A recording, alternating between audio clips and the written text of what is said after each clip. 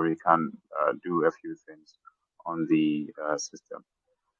I don't know if it is possible to record, Claxton. I'm currently recording the meeting. Say again. Oh, you're recording it? Yes, I'm currently recording it.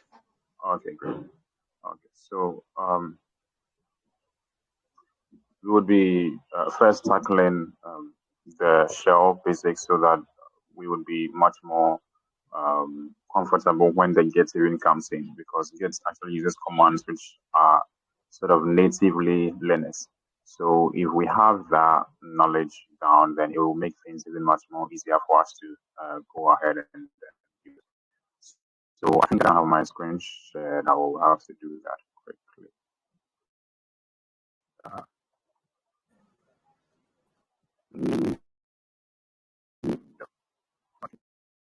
Let's get this quick on.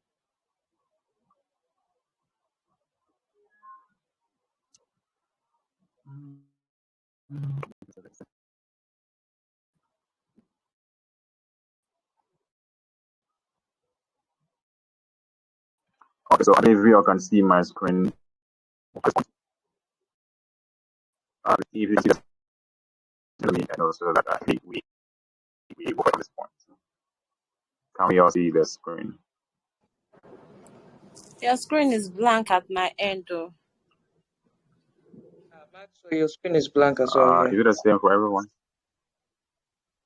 Whoa. But from this point, I've actually sort of shared my whole screen so that it will even be much more easier for us to see. And it's blank. Oh boy. Yeah, I can see it perfectly on my PC, but on my phone it's blank. Well, that means it's not my fault. I don't know if we can use the PC, because I've shared the screen as you can see, but you can see on the phone. Probably try to alternate. Let's see whether it might help. I'm not sure why it is. Try to join and rejoin again, everyone. If you can't see his screen, try to rejoin the video call and see if it will work.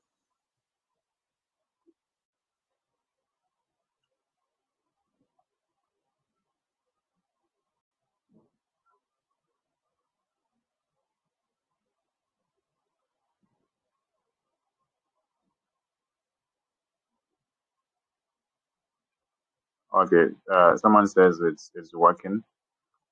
If it's not working, just exit the group, exit the call, and come back again. It will definitely display.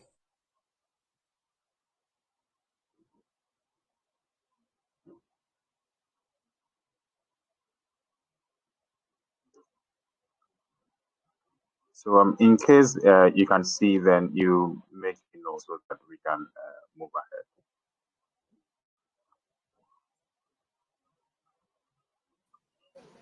I can see now. Okay, that's great. So I can assume for all of us that we can all see together, right?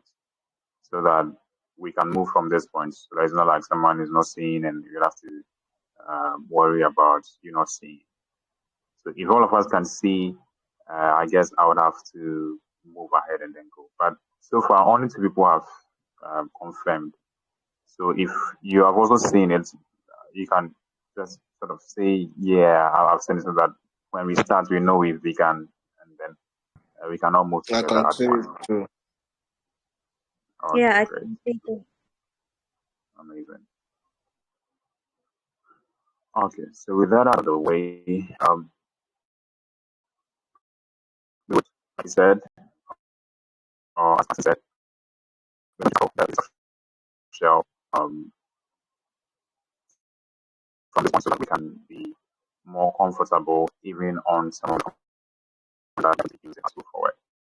So understanding the shell is very important. Like even the C language that we are going to be programming, most of these things are based on the Linux system. So having this knowledge really helps you to become a better C programmer or a programmer in general.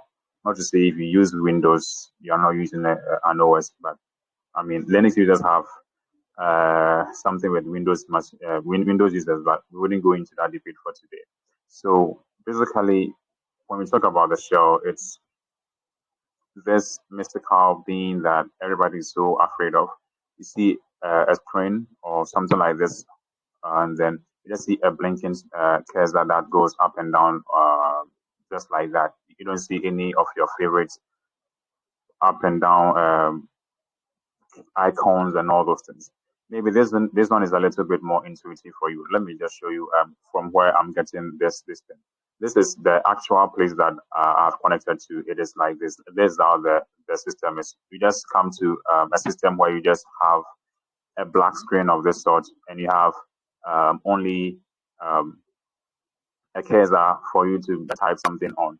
Okay, so this is mostly very intimidating for people who have not seen it before, because they're not like your normal Windows that you come, you double click and you move forward and you go from one side to the other. Here you have to type commands. If you don't tell it what to do, for instance, here it is like login, right? So I would have to log in, and then after I've logged in, I have to tell it what I want to do before it to do it and all those things. So when we talk about shell, this is what shell is like.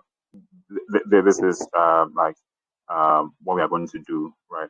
Last time somebody asked what the terminal is. Okay, so the terminal and then the shell are different in very simple, like very minute ways. So when you see this, like this screen that you are seeing over here, this is the terminal screen, right? So the terminal is what sort of gives you the entrance into the shell. Okay, so here I can say that I'm on my terminal screen. Okay, so now if I want to go into the shell, I'll have to log in so that I can get access to the shell. Okay, so I'm on my graphical terminal on my system here. So it's going to be the same thing as if I was on that machine. Okay, so for now, you don't worry about all those things. But first, what we're going to do is tackle what the shell is and see how we can navigate as we go along. I'll try and then be using the graphical interface to show a few things, but most of the time it will be on the command line, then we'll make scenarios as we go forward. So if you have questions, you can probably jot them down, or if it is really worrying you, then you can interrupt me and then we can go forward from that side. So now, talking about the shell is basically a platform or an interface between you, the user, and then the OS. So you tell the machine what you want to do, and then it executes it. So you tell the shell, I want to watch a movie, I want to do this, I want to do that. This is just an explanation. So you tell the shell, maybe I want to do this, then the shell communicates with the OS, and then the OS will see whether you have permissions to see that file or to open that file or to read or write that file. If you do, then the OS will also respond to the shell, who also responds back to you. Okay, so basically, like the shell is the intermediate person that we interact with before we can get any work done on the computer. So assume that the shell is basically like I come to my taskbar here, and then I click on this file icon here to open my file manager. So when I click on that, it would have to communicate with the operating system so that it will tell me what I need to do. Or sorry, it will tell the operating system that, hey, this user wants to open this thing. Is he allowed to do that? And if he's allowed, then open it for him. Something of that sort. But since we are used to using the graphical interface, here is a little bit intimidating. So to summarize what I just said right here, so the operating system is in control of communication, coordination, and control. Okay, so just in case if you are asked what the operating system is, you can just think about these three C's: communication, control, and then what did I say? Communication, control, and so hard to remember what I just said. Anyway, just if you remember that, that's great. Okay, so we say again. Coordination. Coordination, great. Amazing how that was just fun. Okay, so we tackle the shell from this point. So from now, we are going to just enter a few commands and then we'll be explaining them as we go along. Okay, so the most common thing that you would ever do on your machine is maybe open up your files, for instance. So I'm doing the similar thing in the graphical. Then when we go to the shell, you would understand a bit more of what I'm trying to say. So let's wait as it comes up. All right. So let's say I open up my File Explorer window. So for you who are on Windows, it's the same thing. You open your File Explorer window, you maybe go to your desktop. So like here, you see that it is mostly clicking and clicking and clicking and going to different places. So I've clicked on the desktop side to see what I want to see, and apparently there's nothing here. Okay, so for instance, you can see that I have a folder here called ALX. So I can come to this folder or this bookmark here and then click over there, right? So you see in the graphical side, everything is mouse click or move and drop or drag and drop, something of that sort, right? So here I can see that the moment I click on this thing, I see everything that is in this folder, all right? Again, if I want to go into this folder here called the Python, obviously we can double click it and then it will open up the Python folder for us and I can see what is in there. If I want to go back, I can press the backspace key or I can use the arrow back or the back arrow to go back to where I was previously before I got to that folder. In the same way, I can come here and then select the next folder that I want to go to, then it will show me that thing. So you see that these things are normal things that we are very used to seeing. We move from one folder to another. We see the things in that folder, and then we can rename folders or we can copy and paste things of that sort. We are very comfortable doing these things on the command line, or on the graphical interface. But this time around, what we're going to do is try to do the same thing on the shell. Okay, so just so that it wouldn't be something very crazy, I have like the system is mostly not it doesn't have a lot of things over here. So just as you saw me click on the File Explorer window and then it showed me certain things. Normally on the terminal or on the shell, when you come, you don't get to see things just like this. Like you have to tell it what you want to do before it will show you. But then in the file window that I just showed, we just opened, you can see that the moment I double click a folder or the moment I open it, it shows me things that are already over there. But here I would have to access before I can do that. And we have a very short command to do that. We call that command the ls command. Right, so when I type the ls command here, it shows me what I have in this folder. Right, it is very much similar to me coming to File Explorer over here and then double clicking something or just seeing what is in the folder. Okay, so the ls command is basically how I see what's in that folder. So if I want to see what is in this folder, I would have to type the ls in the shell. Right. So in the shell, we don't just get to see the thing, but we have to ask for it to see it. So we use the ls command to tell us what is there. Okay, so now that we know what the ls command is and what it does for us, what the ls command does is it lists the contents of a certain directory that we give it. By default, it would give us the listing of that current directory. So just in case if you are not very comfortable with what directories are, you can think of them as folders. But normally in the shell, we call them directories. So if you hear directory, I'm talking about a folder. So like I'm saying, is either you click, you give it a certain path. Okay, so what I mean by path is normally we are used to seeing the like the graphical side. So when I come here, you can see all these things. Or normally when you are browsing on the internet, you can see something like maybe twitter.com / your username, something like that. So this is the path to the folder that I am on. I'm in the home folder in the documents folder. So normally we say this backwards, as in I'm in the brochures and info folder, which is in the ALX folder, which is also in the programming books folder, which is in the documents folder, which resides in my home folder. Okay, that is sort of how we say it, so that it is much easier to get around. But you can also say it forward any way that you want to go about that. But what the ls command does is it shows us the listing of everything in our current directory.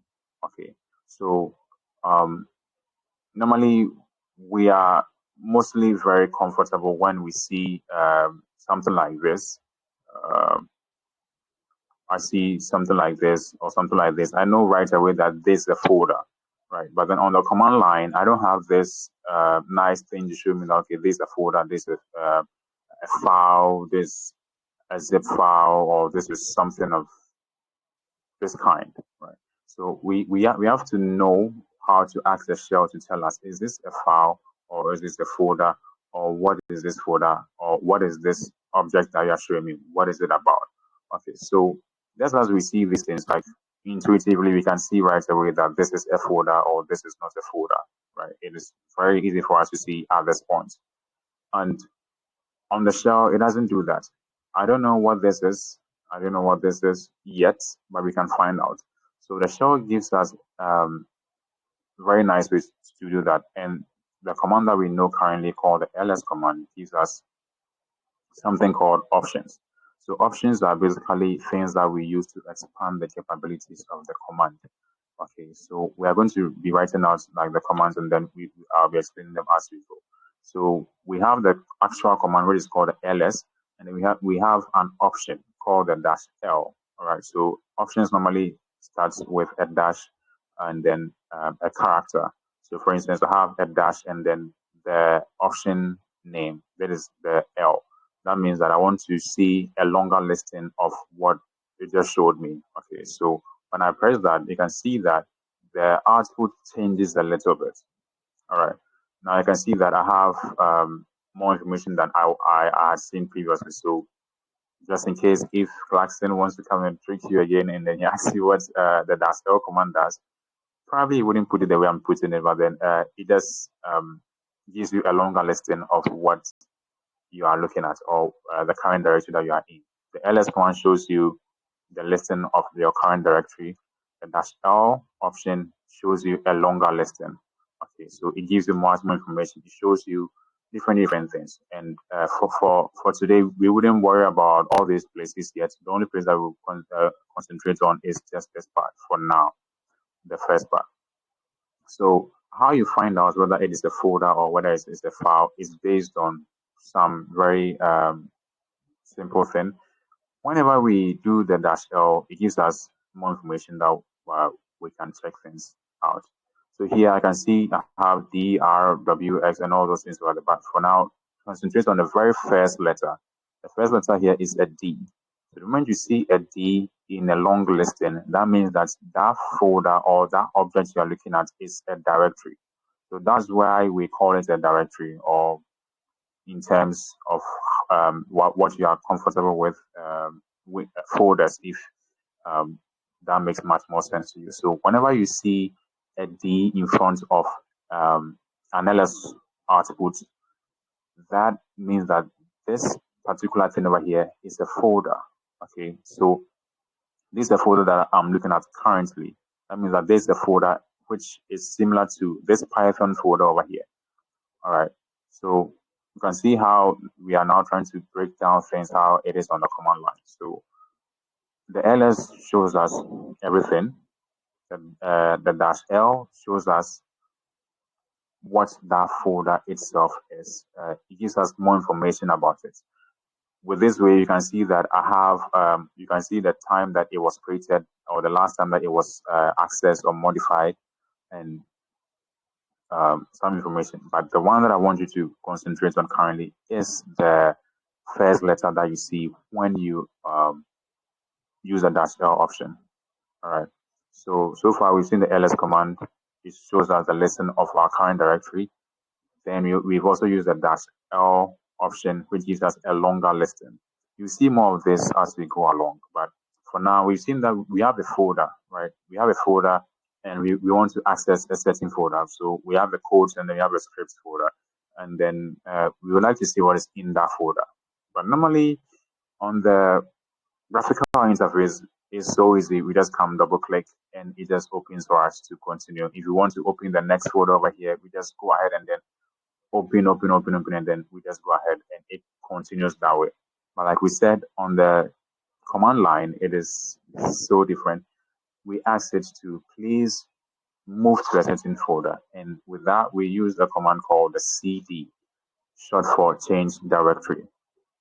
So you'll be hearing me say the directory thing for a while, so know that whenever I say directory, I mean a folder. So directory should become something that you are familiar with at this point. So what we say is we tell it cd a space, very important. The cd is a command, and then the next thing that we give it is the name of the folder that we want to go to.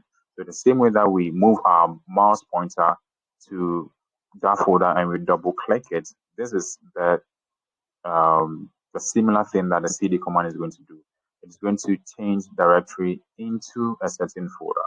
Okay, so the folder name that we will give it is normally known as an argument. Okay, so we've seen three things. We've seen the command itself. We see an option, which normally starts with a dash or dash dash. We get to see more of that. So we see we have the command, we have the option, and we also have the argument.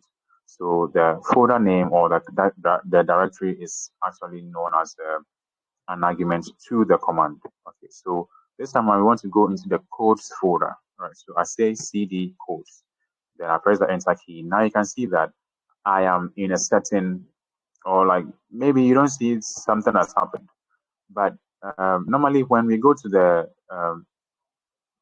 command line, or sorry, in the GUI is so simple that we can see, okay, I'm coming from the home.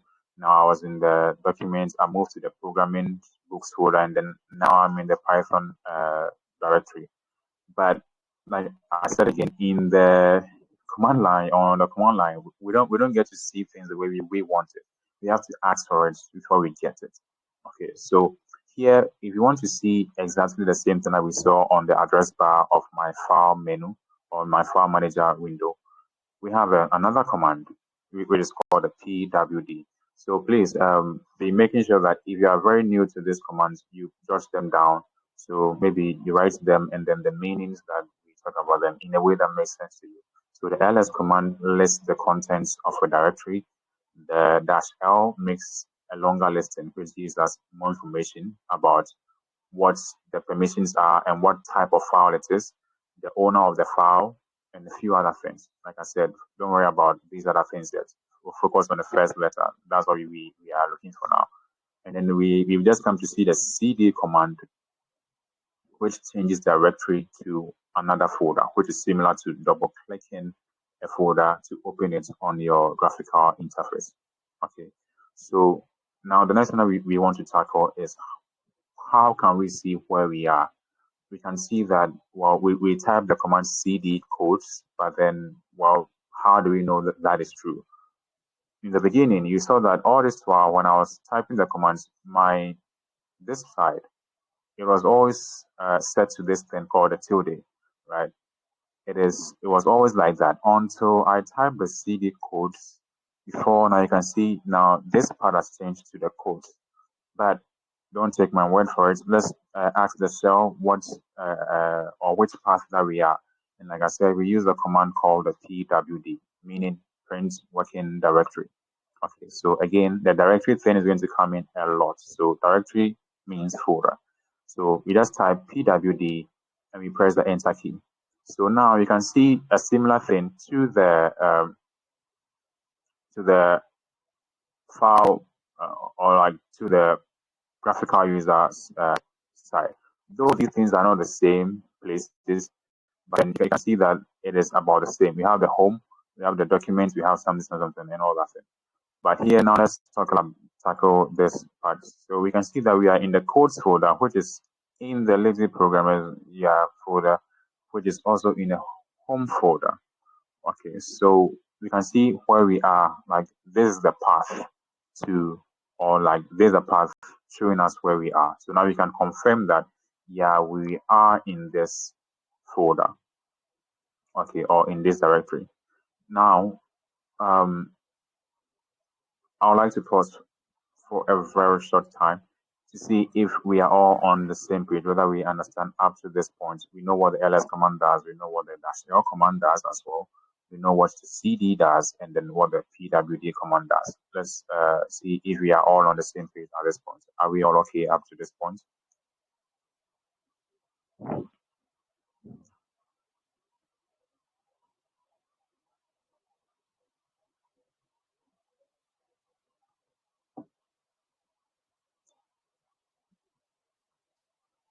Mute if we have any questions or something to say.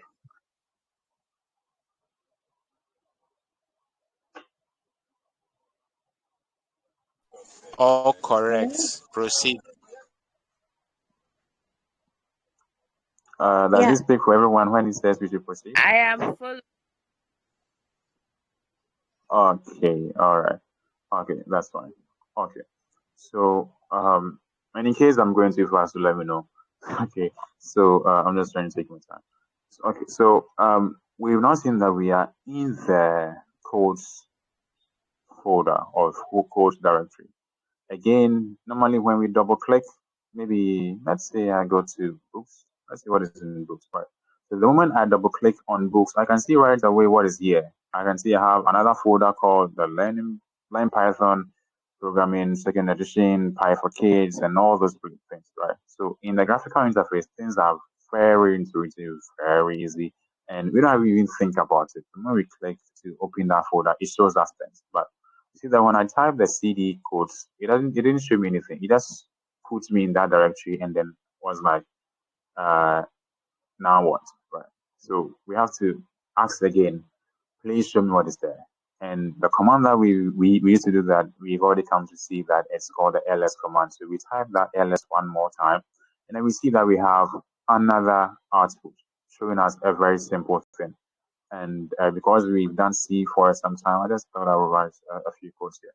So now we've seen that, like, now this color is a little different, and this also is something different. You remember this was blue and this also blue, but then here now what is the difference here, or the difference? And if you remember, we can get some information if we do a long listing. So why don't you just do that? ls-l. Make sure that you don't type the command together. There's a command and then the option. So anytime you type a command, there should be an option, a space before the option. Okay, so when I do this, now I can see much more information over here, and I can see that this time around the first letter doesn't have anything. It doesn't have a D there, and maybe you may be thinking maybe then it was an error or something, right? But this is not an error. When you see the dash over there as the very first letter, sorry, like the very first part, if it is a dash, that tells you that that object you are looking at is a file, a general file. It can be any kind of thing, but then it is a file. Okay, so here I can see that these two things over here are files. So if there was a directory here, I would have seen it, and then I would have known that, okay, there's a directory and then there's that. And how we see directories is by the first um, thing that we see when we type the ls-l, which is the first option here, or the first position. If the first position is a D, that means that object you're looking at is a directory or a folder. But then if you see a dash, that means that it is a file. There are multiple things that we will be talking about, and you see different ones. But for now, you don't worry. There are a lot more that you may see as a first position. But for now, know that if you have a D there, that means it is a directory. If you have a dash there, that means it is a file. It can be any file. Okay, and there's a general thing in Linux that says everything is a file. Okay, and it is generally true most of the time. So you can see we have these two things. We have the a.out and hello.c. And if you've been part of the C sessions that we had some time back, you can see that these are very familiar things. Okay, so we have the hello.c and then we have the a.out. That means after we've compiled it out, if we didn't give any specific folder or file name, it shows that. So now we've seen three commands generally: ls, cd, pwd, and you've seen what it does. Okay, so you realize that in the beginning I told you that when you type the ls command by itself, it shows you the current directory that you are in. But I never mentioned if you did that to the cd command. So if you did the same thing to the cd command, it is very similar to doing something like, okay, fine, I am done with everything that I'm doing in this directory, so please take me back to my home directory. Or when you talk about the home directory, that is your users directory where you begin work, or like it is known as the home folder, right? That is where everything that belongs to you, the user, is stored. So whenever I type the cd command alone without any argument, remember, an argument is something that the command is going to act on. Okay, so the option, it expands the capability. The argument is what the command acts on. Okay, so some commands can take options, some cannot. Some can take arguments, some cannot. So we will see those distinctions as we go. And the cd command can work without an argument, for instance.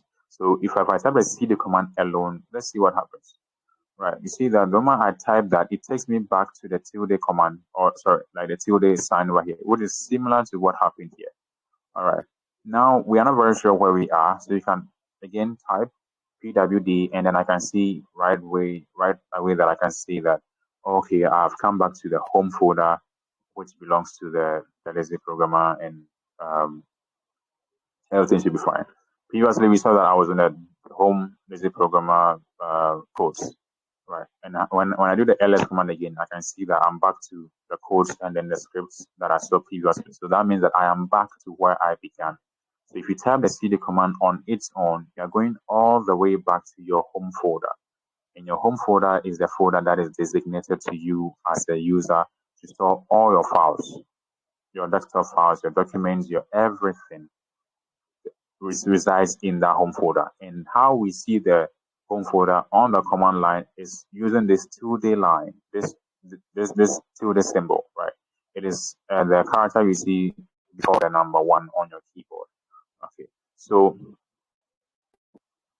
we've seen a few things. You've seen how to list content, now to show where you are using the pwd. You've seen the cd command to change directly from one side to the other, and list contents over there, and then move back to our home folder.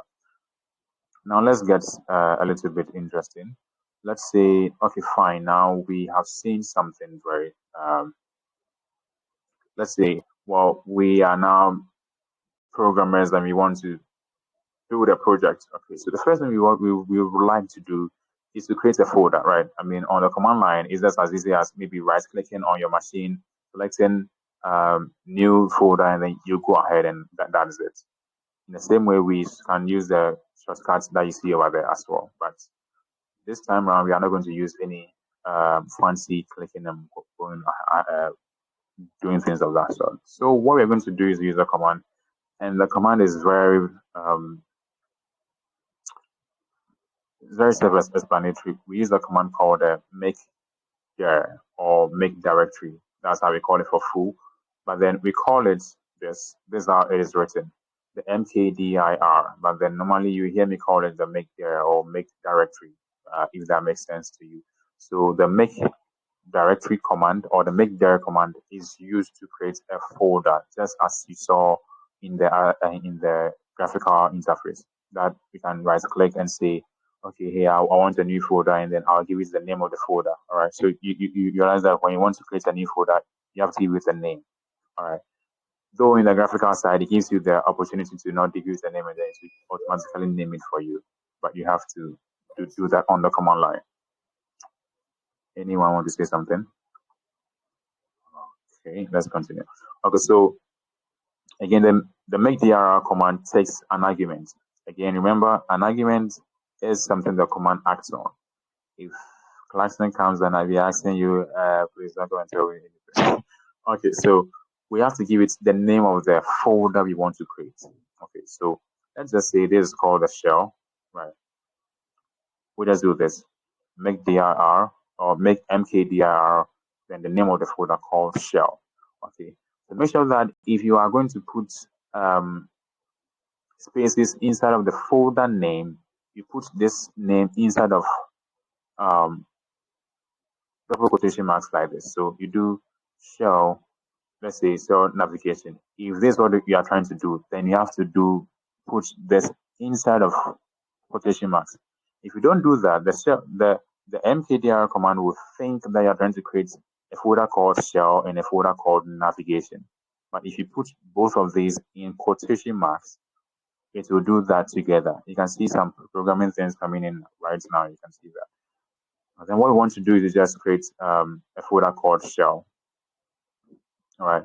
But normally, what I would recommend is maybe if you want to create a folder that has multiple names or like not just one name, you might either use an underscore to do this so that it is much more easier to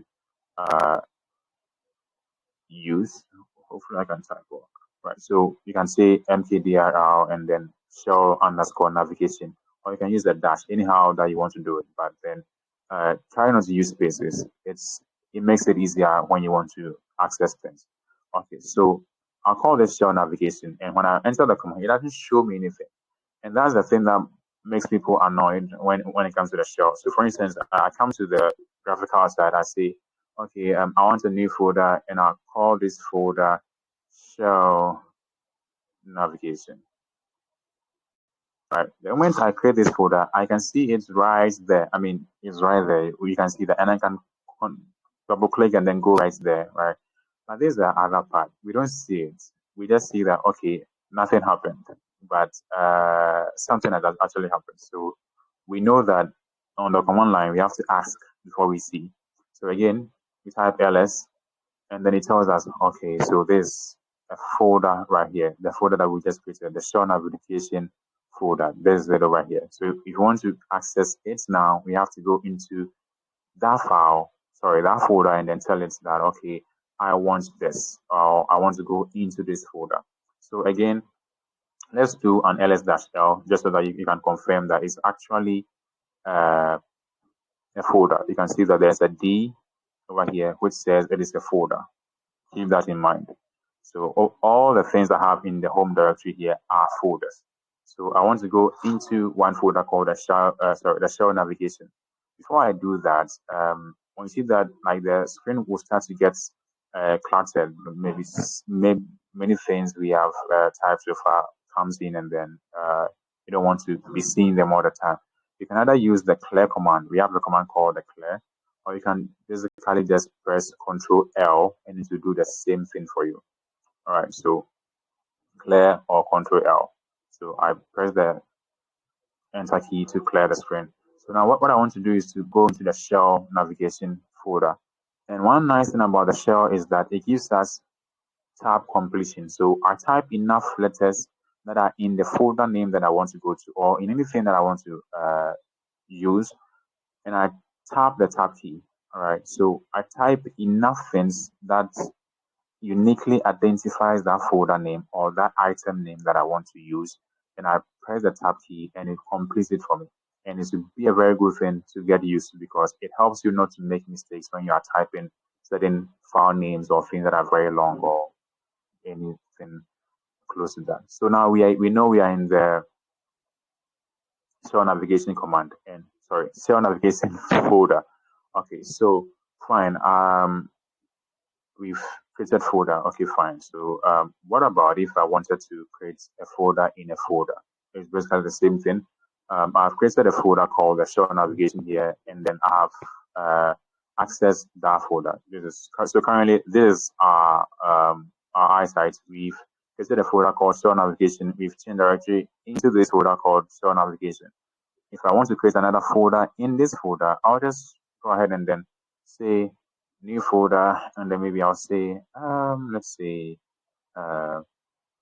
basics.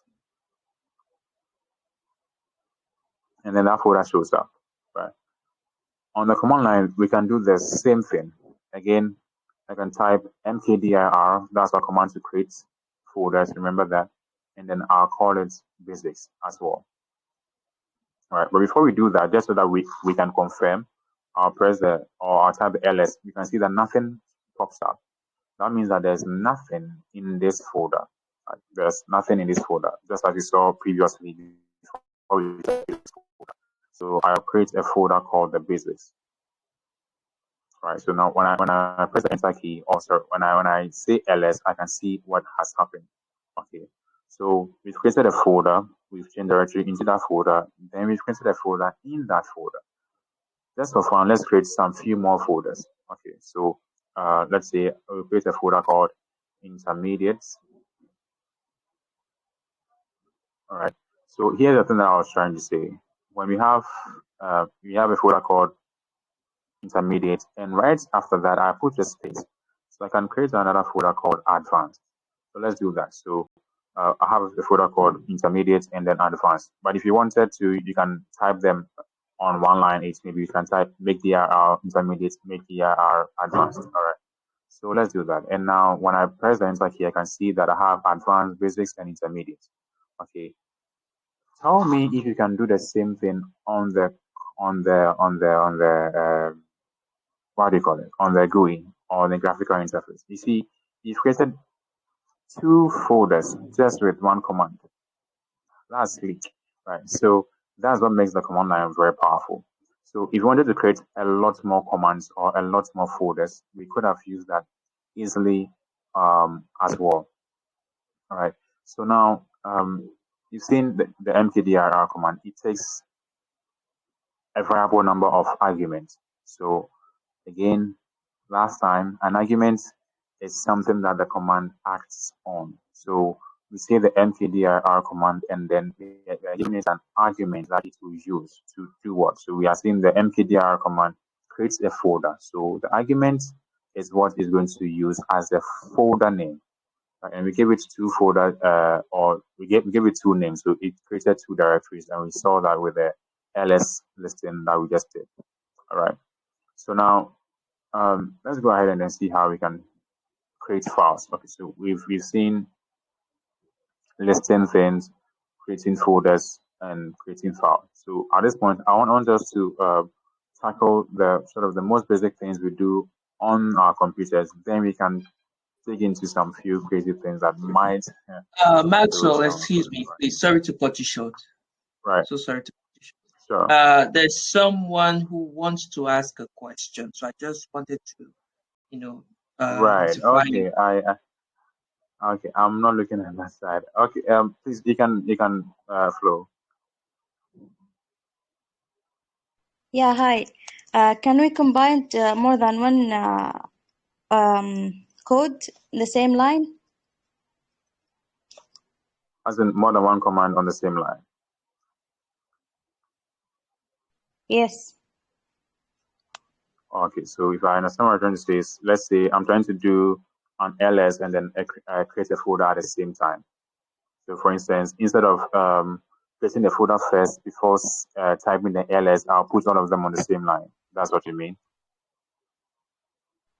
I mean, if you can type the code mkdir for creating a folder, and then list the same things inside the folder, or something like that.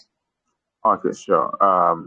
Okay, so let me sort of make a scenario with that, or let's do something. So let's say I'll just create a folder called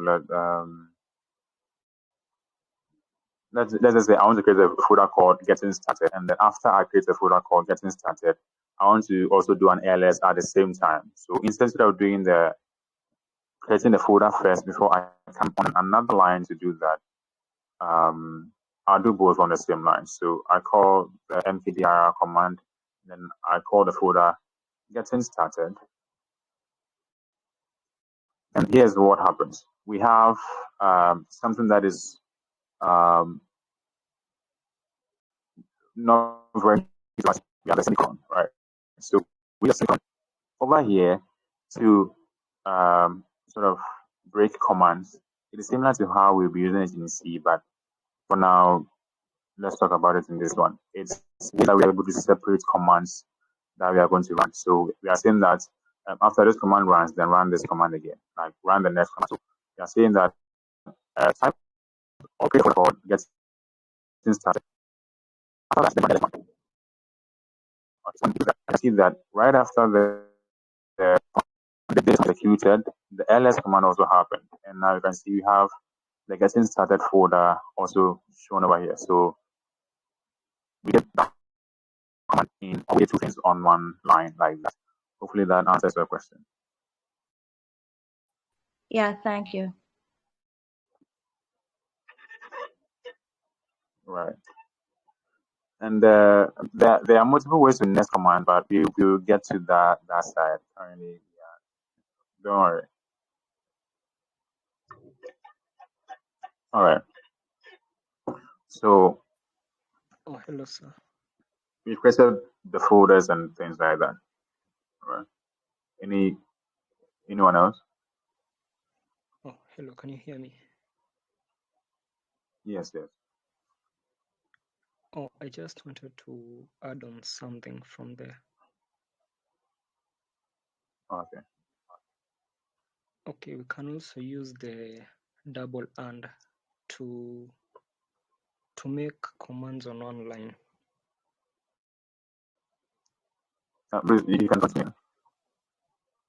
Pardon?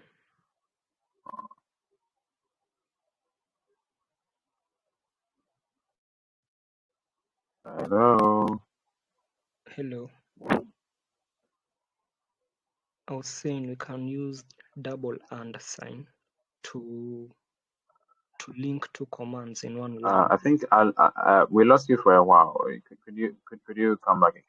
Yeah. Can you hear me now? Double underscore. Yes. No, double and. Yeah. Sure. So that has a different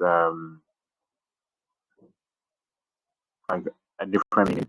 So the what you're saying is true. So we can use the two ampersands like that, right, to separate two commands. And then with this one, what happens is that you're saying that the left one. So let's say I'm saying ls, and I'll say cd. So if I'm saying ls here, I'm saying ls first, and if ls works, then run cd. Right? So this one is functional. That the first side, the left side should work first, should not contain an error before the next one can happen or can run. But this one, it just runs the command as if we are just putting commands on top of each other, as in maybe this is similar to typing this online. This time I just separated them with the semicolon, right? So to use a double unsign to do that. But then with this one, it requires the first one to complete successfully before the one can happen. Okay, and just because you mentioned you also have the double pipe sign or the bar sign. This means whether this or this, whether it works well or it doesn't. Right. For now, I want us to know worry about that. But good call out anyway. But for now, we would get to where we are going to sync commands together or combine commands together. For now, I just want us to set the stage. Hopefully that's fine.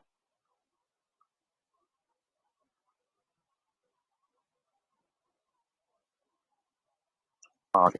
Are there any other questions or any other Clarkson? Your line seems to be breaking. Can you repeat that question? Oh, sorry. I'm asking if you would like to say anything before we continue. No, not at the moment. Okay, actually, yeah, I think I have a thing or two to chip in. I think we can all agree that not everyone here has previous knowledge about coding, programming, gates, and now shell. It might feel overwhelming right now trying to process all this information, trying to make sense of it, and all. So, most likely, majority of us are not with our laptops or PCs right now. So it might feel that learning Oh, this is just a way of it's confusing because we're not following along. So, but don't feel that way, okay? Just try to understand the basics. Like just what words you've covered is, I think we've just covered over 3 to 4 commands. The ls command to list directories, the make directory to create a folder, and cd to change our directories.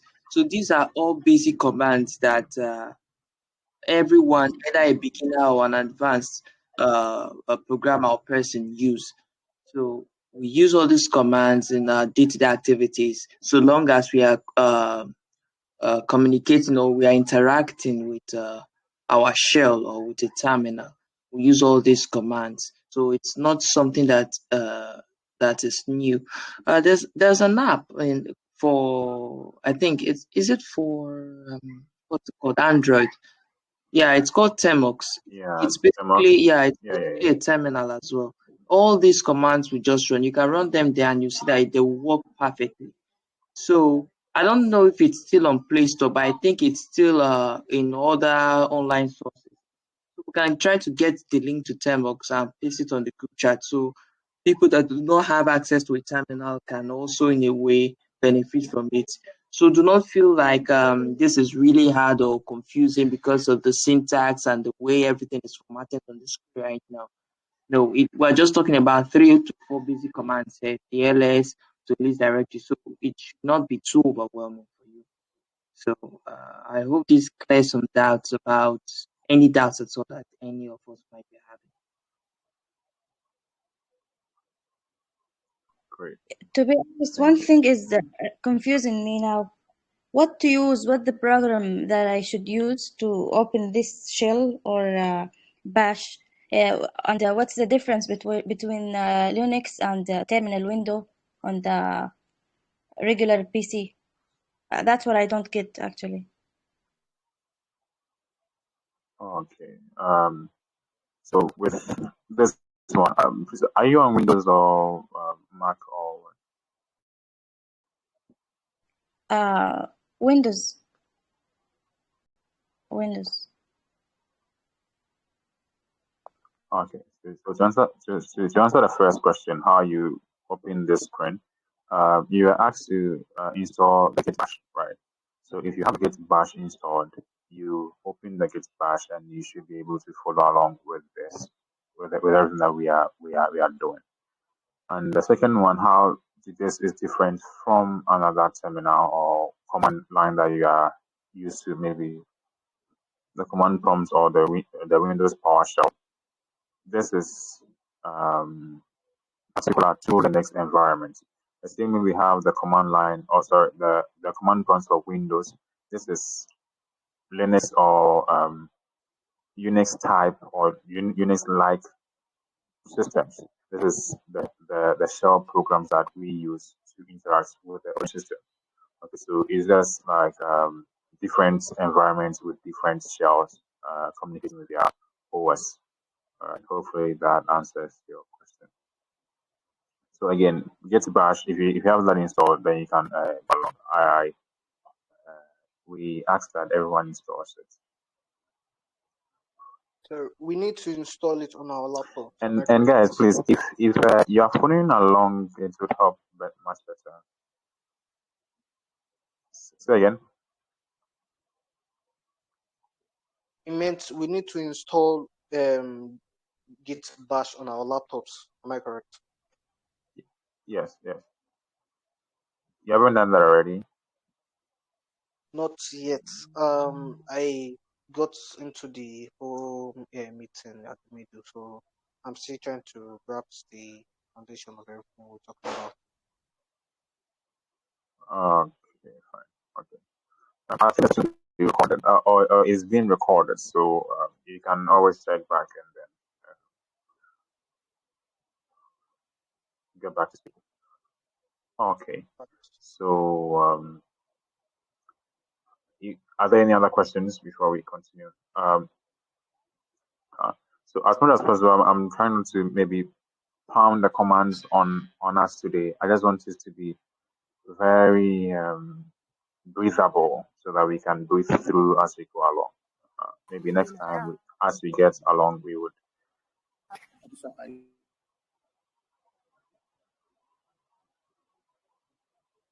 So we can continue.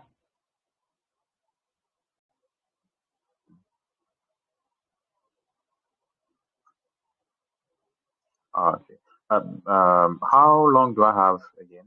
Back. Let's Normally, go we try to now. set this session for an hour, but let's just see. Let's just add 15 minutes to it. Right. That's good. Okay. So now the next and